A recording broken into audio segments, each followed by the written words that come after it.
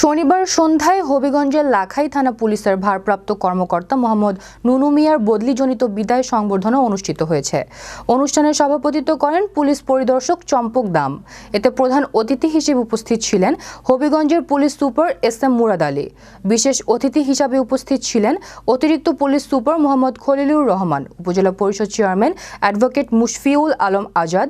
SI Pavel আহমেদের সঞ্চালনায় বক্তব্য রাখেন উপজেলা ভাইস চেয়ারম্যান আমিনুল ইসলাম আলম, মহিলা ভাইস চেয়ারম্যান আলেয়া বেগম, ২ নং মোরাকুড়ি ইউপি চেয়ারম্যান আবুল কাশেম মোল্লা ফয়সাল প্রমুখ। মুরাদ আলী সাহেব বিশেষ অতিথি হিসেবে উপস্থিত আছেন অতিরিক্ত পুলিশ সুপার খলিলুর রহমান মহোদয় সহ